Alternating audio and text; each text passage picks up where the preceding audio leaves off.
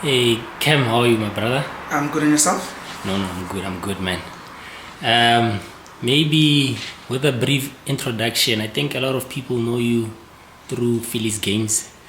I don't really know what role you play there. Maybe just give us a background of how are you connected to Phillys Games. Okay, so my name is Mathebula. I'm the Chief Operations Officer of the Phillys Games, and currently I'm also the Chief Operations Officer of the eKasi Champ of Champs. All right, no, thanks, Cam. I think when you look on the social media pages of Phillys Games, can you separate Champ of Champs from Phillys Games? How are they related? Seems like it's one thing. Yes, so what happened, I think 3 years ago, Yeah. we sat down with DStv and we wanted to create a concept different to what Phillys Games is. Yes. And so together with DStv, we came up with the concept which is now called the DStv eKasi Champ of Champs. Yeah. So basically what the Champ of Champs does is that we have 5 regions in Gauteng. Yes. So we get champions of different tournaments within Gauteng. Yeah. We then put them into a region. Yes. Once they're in a region, we create a top 8. This is called the qualifiers. So Yeah. what happens in the qualifiers is that we are looking for basically a champion of a specific region. Regions being East Rand, North Rand, West Rand, Central. And the South. think you get my gist. And Yeah. then what we then do is with those 5, hence the tournament's name, called Champ of Champs. Yeah. So from these regions, we get 5 champs of champs, right? Yes. We then extend the invitation to partake in the tournament to different provinces, depending on what we want to reach and where. Yeah. You know. So currently, we've worked with Northwest. We've had a team from Northwest. We've had a team from Mpumalanga. We've got a team from Durban. In this edition, we will only have 2 invitational provincial teams. Okay. They will come from KwaZulu-Natal, and the other one will come from Limpopo. It's Masokolar, I think, from Yes, Kopani. Eh? from Kopani, straight. Okay. So this would give us 8 teams. This is what we need for this specific tournament. What then happens with the 8 teams, we divide these 8 teams into 2 different groups, mainly Group 1 and Group 2. Okay. Group 1, the teams in Group 1 will play, we actually will have 4 teams in Group 1. They play each other at a round robin stage. Same with Group 2. Yeah. Once we've got a log standing, once they've played each other, we then go to the log standing, and the top 2 teams from Group A and Group B will then progress to what we call the cup. So once we've got the log standings, the top 2 teams from each group, respectively, so Group 1, the top 2 teams from Group 1, top 2 teams from Group 2 go into what we call the cup. Yeah. Automatically, that is a semi-final duel, and then the bottom 2 teams from both groups then go into what we call the plate, and same there. That's automatically a semi-finals of the plate. What then happens is this plays simultaneously throughout, obviously, the 8 days that we have. So the first 4 days we are in Soshanguve. Our last 4 days we're in Mopopane. What then happens, the first 4 days is for the round robin. The last 4 days, this is when the knockout starts. Yeah. The plate and the plate and the cup. Yeah. What then happens is the winner, obviously, of the semi-final play of the semi-final for the plate will stand a chance to play the final of the plate. Same with the cup. The winners of the cup play for the cup in the final. we don't only have that, we also have 3 and 4. So you kind of, this tournament drags out that everybody gets a chance, that we get to a point where we know from the plate standings who's 4th, who's 3rd, who's 2nd, who's 3rd. Same with the cup. Yeah. We'll know who's 4th, who's 3rd, who's 2nd, and who actually becomes the champion of the eKasi Champ of Champs. No, thanks, Kim. I think maybe let's start with the regions again. I see on the map that you shared with me, like you said, there's the north, east, west, and south, and central. Yes. Maybe touch popular townships that are known in terms of each region. Okay, so basically, when we're talking, like now, we're actually going to go play in the north. Let's start there. Yeah. So in the north, the qualifiers was held in Hammanskraal. So you see, we've got, it's all north, Hammanskraal, Mamelodi, like Pretoria side. Pretoria, so basically Atteridgeville, Soshanguve and Mabopane. Yes. Then when we go more central, but what we've actually done this year is that the central and the west became one thing. So the popular is Kagiso, Soweto. Yeah. You'll have Joburg Central, basically. That's what we do, Alexandra as well. Yeah. And then the East Rand, then that is your Tembisa, Katlehong, Springs. Then is Sebokeng included? Sebokeng goes south. South, okay. Yes. And then west. Yeah. Okay. So west and central we mix. That's why we've got Kagiso playing with Soweto and Alexandra as well. Okay. So that's basically the reach we have when it comes to the eKasi Champ of Champs. Yeah, I'm just shooting widely. And then Orange Farm, Sebokeng, those are south now. Those are all south. Okay. Yes. Okay.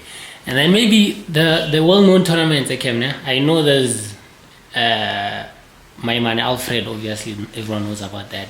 And I know there's Phillys Games, obviously contributes, Power Rico and these. Maybe let's just go through those big ones that contribute to the teams the that come. Dugu Cup, which is in the east. Yeah. Junior Kanye contributes. Yeah, that's the junior. Yeah, that's the junior Kanye actually. They call it the Dugu Dugu.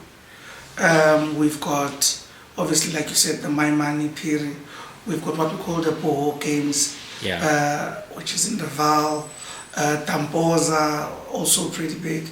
He is in Kagiso. Yeah. We obviously have the Phillys Games, which take part as well.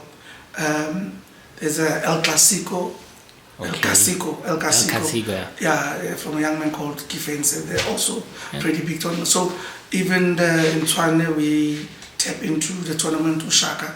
Nice. Which is pretty, so we kind of don't leave anyone out. If your tournament is credible, we will possibly give you a chance. What we don't want to do is, because we're trying to, actually, the bigger picture is to create a network. Yeah, that's what I wanted to come to. Yeah, so the network, one day, we are looking at trying to, now how eKasi tournaments work is that it's very singular, and this one does his tournament and finishes, and it's his baby. But I believe in the future, if we can come together, then what you create, it's almost like a mushroom effect. Because we're in a cluster like that, we are able to create an economy for the eKasi Games. Obviously, it would just mean how we associate and how we get together. But the nice thing is that what the Champ of Champs does, it creates the opportunity for such an environment, because it touches so many different tournaments and townships that you are actually able to see the impact of these eKasi tournaments and the football of South Africa. It's pretty big, the amount of reach that the eKasi tournaments really have. So in terms of the relationships with the other tournaments, is it formal, or is it more of, okay, we know you won this tournament, we're inviting you, or is it predetermined and pre-agreed to with the organizers of those tournaments? Look, we always do our homework in terms, because some of the tournaments you find people didn't get paid, and there's a lot of. So we would then use some of these things as criteria that look, all our tournaments, you must have paid your champions.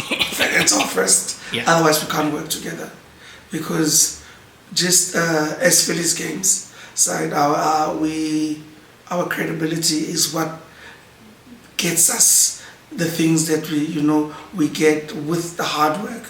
So what we are trying also to give back to, obviously some tournaments are not as big as us, but because we work together, we kind of share information in how to run a credible tournament. Some become recognized through this type of setup with the DStv eKasi Champ of Champs. So like I said, it's just something that we kind of want to grow, but obviously first of all you need to be credible yourself.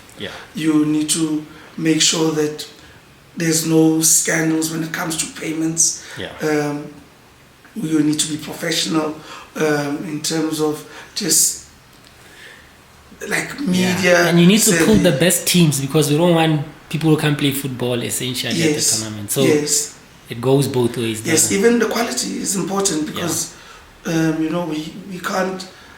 Hence the nice thing about qualifiers, it kind of sieves out. Yes, there's one team that said to me one time, like, no, I want to play in the DStv eKasi. I was like, my man, listen here, this is not a tournament to be taken lightly. You can't wake up today, you are 2 years old as a team, then you'll have a problem, and it rather go through the qualifiers and then just see how well prepared you are. And you kind of, the good thing is, we've now have had, it's our 4th year.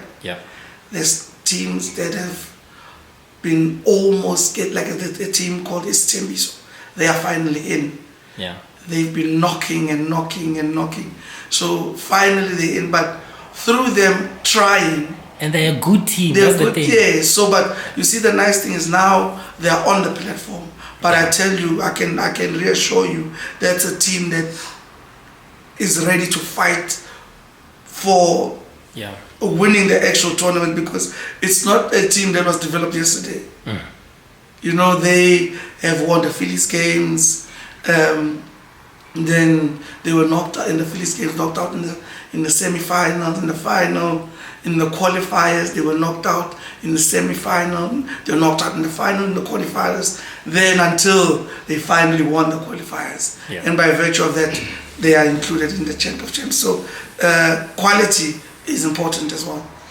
Because someone who sees these posters of the tournament being added, they'll think Champ of Champs is a slogan, man.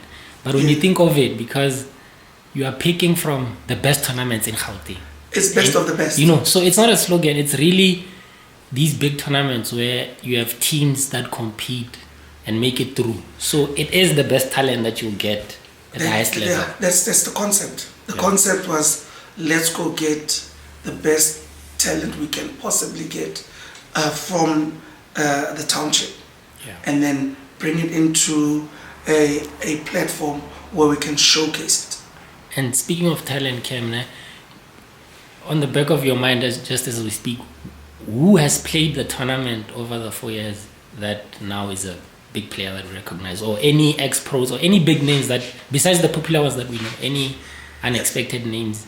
Look, we obviously there's a lot to list. And we are so busy that we can't even follow. Just the other day, the nice thing is that I follow some of the teams. They've got their own pages. And then quite recently, I think last week, there was a boy, I just don't recall his name, but he has just been promoted. He was playing for a team called Destroyers in the Tembisa Phillys Games. He just signed a contract. Is it with Gallants? Gallants. I saw him. He just signed with Gallants. He's been playing at the Phillys Games, even from a junior level. He played under 17, and then he played the senior part of the tournament for the last 2 years, and now he's signed the likes of Patrick Maswangai. Same with him, he played for a team called Rebels. Yeah, I know then Rebels. he got then taken, he got signed by Supersport United, and later now he's at Orlando Pirates. Mfundo Vilakazi, he got signed from the games, literally. Yeah. He was wanted by the He was playing for academies, Doornkop, ne? Doornkop students. Yeah. Pirates wanted him, Sundowns wanted him, Chiefs finally caught him and then took him to the academy. Yeah. 2 years later, he's a big player. He's with the first team. He's just won the AFCON, and 3 years ago he was playing this tournament. Nice. Maybe as we wrap up, okay. And then in terms of prize monies, man, I saw somewhere there's 500k that's been pumped in. Look, the 500k is basically what will be spent on all the teams. Yes. Yeah, so just off my head, winners of the cup, winners of the plate get 80k. Nice. Winners of the cup get 250. Yeah, and then it trickles down. Second prize, I think second prize for the cup is 70. Yeah. And then third is 20, fourth is 10. Basically, it's big money. So basically, it just keeps. We also, they've got a 2,000 rand like a daily appearance fee as well. That we so we try and assist the teams. You know, we wish we can get better sponsors, because that's what we are trying to do. We're trying to showcase that there's a huge opportunity to invest in this Kasi football fraternity. Because it has a big following, man. If we put it together, bro, I don't even think the PSL will die. It can't match. Because if we have to just think, like with Phillys Games, I would say now we've got 10,000 people that come through on a daily basis. That's crazy. Do you understand? Now we've got look now with the regions that we have the qualifiers with. You can find now that tournament that they're from has got 5,000. That one's got 7. That one. So you if you have to do the maths, you times this all together, you're probably sitting on 1 million. 1 million. It's not even an exaggeration. Yeah, like if we put it all together, we kind of link it. That's the type of figures you are literally playing with. Yeah, and that's excluding social media now. Yes. Yes. All of that. I don't know, Cam. Thanks, man. Unless if there's something that I'm not thinking of, but I think we've covered what we wanted to speak about. I think just parting short, man. Do watch it on DStv. It will be aired on channel 202 and 204. And then, yes, if you are out in Soshanguve, come join us for the first 4 days, and then out at Mubopani for our last 4 days. So from the 17th of July till the 20th, we're in Sosha, and then we come back from the 24th to the 27th. We're in Mubopani. Our finals on the 27th, and we wrap up. All right. Cam, thanks a lot for your time, man. Thank you, my brother. Sure.